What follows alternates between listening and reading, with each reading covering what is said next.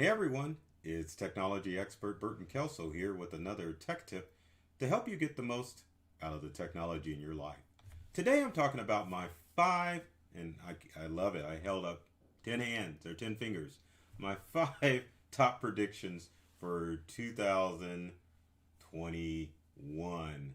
That was hard to talk and do that finger motion. But anyway, not to say that these are set in stone, but I've got some predictions of what's going to happen this year in the year 2021. There's a lot of things that have caused my predictions to occur, such as the pandemic that is still raging on, and of course the fact that we've had the social distance and the role that technology has had to play in our lives during the pandemic. So without further ado, let's go through this list of my top five predictions. And trust me, these are predictions, so please don't leave comments in the comment section later on this year when you're like, Burton, you were wrong about your tech predictions. So without said, let's look at number one. And that's it. Welcome to the virtual world for the most part. And when I mean the virtual world, I mean not everyone's going to be wearing VR goggles. It means that we're still going to continue to work virtually, and of course the workplace is probably going to change.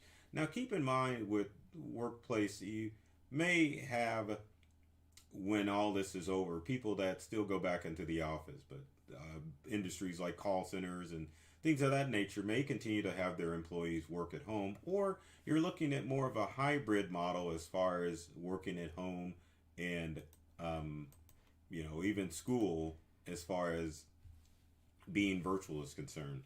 So if you have a sick day, you may not necessarily have a sick day. You can definitely log onto the office assigned work computer or your home computer and work virtually. Same thing with schooling.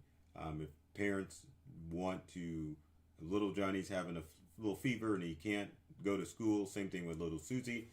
They can work virtually, or maybe the family wants to take a vacation.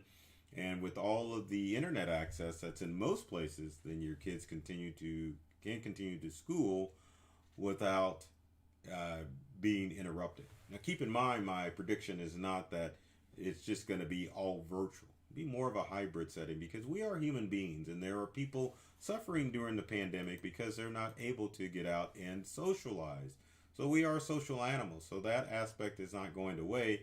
But at the same time, as far as the virtual world is concerned, this pandemic has definitely opened us up as far as things that we can do virtually, such as more virtual live training, schooling, working from home. That's all going to play a bigger role in the year 2021, especially with many of us not knowing exactly when this pandemic is going to be over with. So keep your eye on that prediction, but don't hold me to it, because like I said, it's a prediction.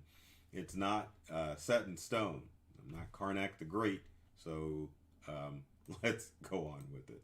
So number two is the internet is a utility, and that means that you're going to see more internet hopefully be spread out in urban and rural areas, because right now rural areas are suffering because of slow or non-existent internet.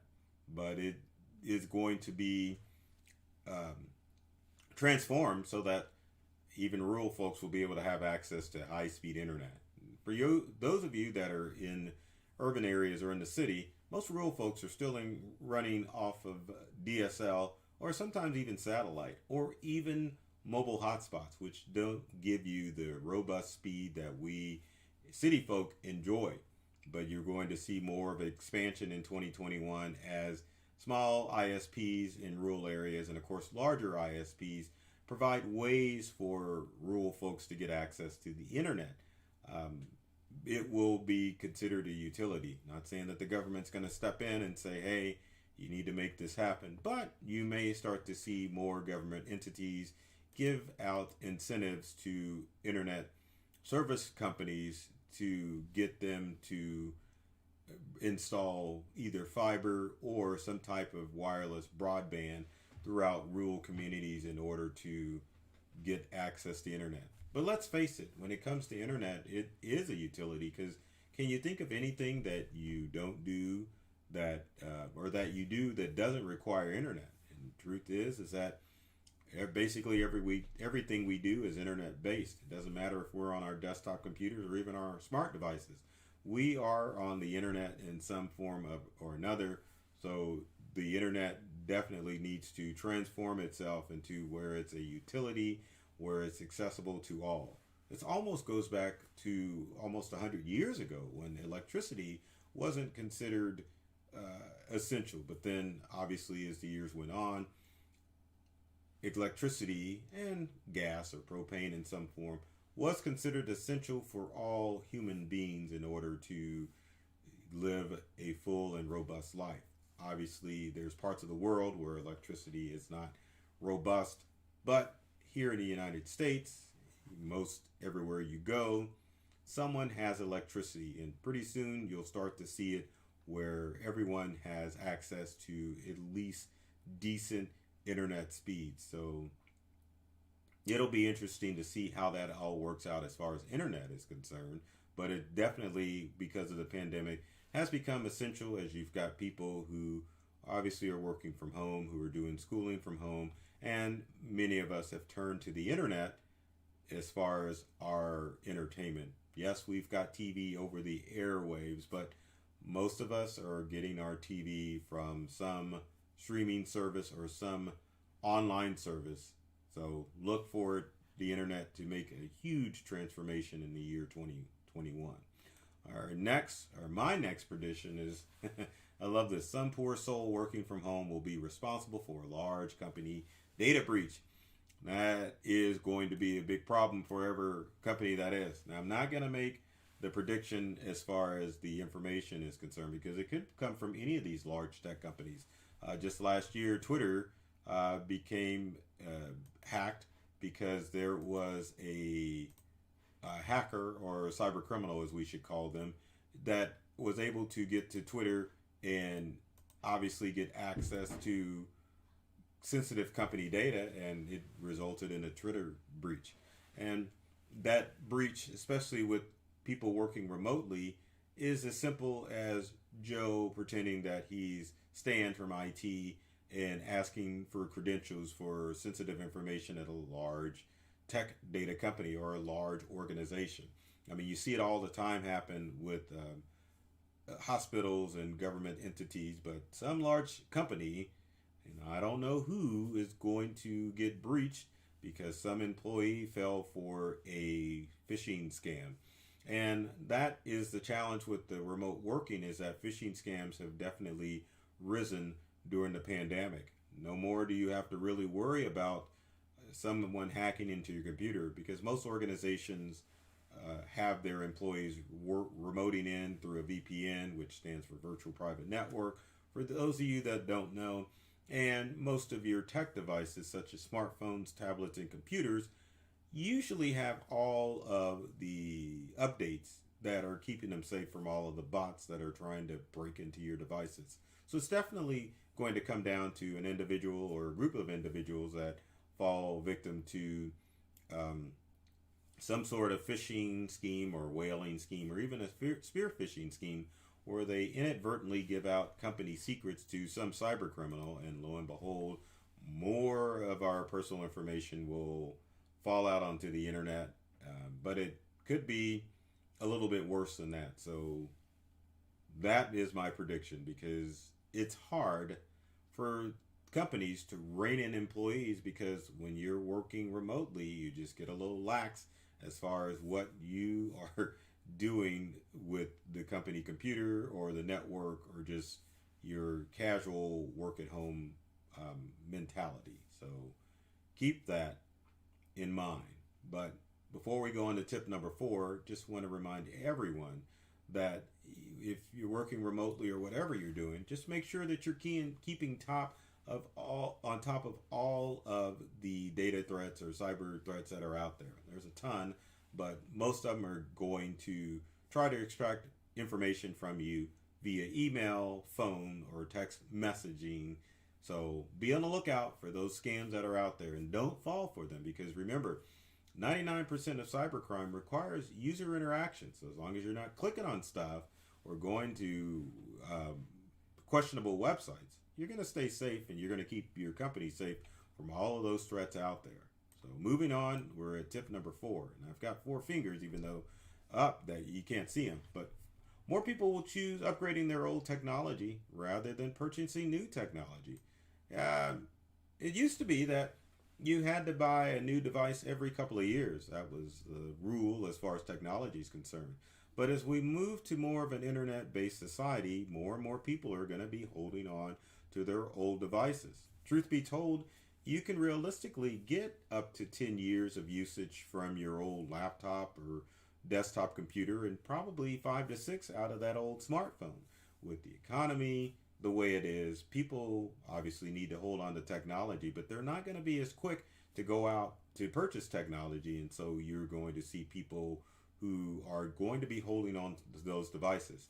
Another new piece of technology, well, not new, but it's more accessible and affordable now, is solid state drive technology. Solid state hard drives in a Windows or a Macintosh computer, and even on your smartphones or tablets, make that technology run faster, longer, because there's no moving parts with a solid state drive.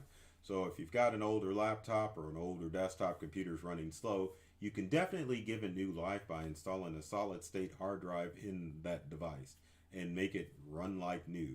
But with that emerging technology, you definitely will see more people switching to solid state, especially for their desktop and laptop computers, because with many of us using internet-based applications, it's definitely easier just to install or upgrade our old computer because the processors are already there in the computer to handle any type of internet service. So if you're using a lot of web-based or cloud-based applications, you don't need the processing power that you would old school if you were running large Excel spreadsheets or running stuff on older, slower processors. Processors are fast with the i9, i7s, and i5s. So a solid state hard drive upgrade to your older computer will definitely help give you longer life. More people are realizing this, so you're going to see more upgrades to old tech as opposed to people rushing out and buying the latest tech toy out there, at least until the economy recovers. And then finally, my final tip is Skynet will take over. Well, not really, but artificial intelligence is starting to arise, and you're seeing artificial technology work down below with the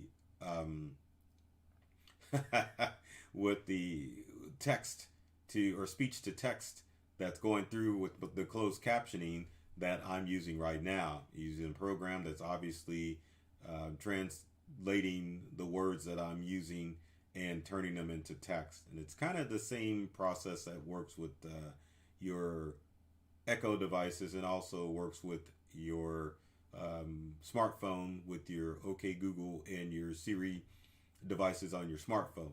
Other ways that artificial intelligence is taking over on your devices is the autocorrection feature when you type text on your smartphone. Also, if you are a fan of Grammarly, which I am, and I couldn't write my blog without Grammarly because it would look like a 5-year-old did it. Those are forms of AI, artificial intelligence that's really playing a big part as far as how we stay productive. And it makes us a little bit more productive because it's thinking about what we're using or how we're using it, analyzing it, and spitting out results that are going to be to our benefit. Other forms of artificial intelligence that you will see in devices is with your social media. Obviously, social media is using artificial intelligence to analyze our posting patterns. So AI that is with the algorithm on any social media network is artificial intelligence that's finding out what we like on social media and presenting us with more of our choices. The old way of advertising is over because our information is being sold to the highest bidder, so advertisers are able to target us with stuff that we show interest in. And it just is scary in one way. If you've seen the social dilemma, you understand that fear of the social media companies knowing what we know but at the same time, it definitely will change the way that we market if we're small businesses and the way that we're marketed to larger corporations. So keep that in mind because AI is going to play a big role. I don't think it will be Skynet dropping bombs over Baghdad or bombs over us. It will be more of larger tech companies will know more and more about our intimate lives because of the AI technology that is out there. We'll be able to predict what it is that we like and love, and it'll be able to present it to us. So watch out for that prediction.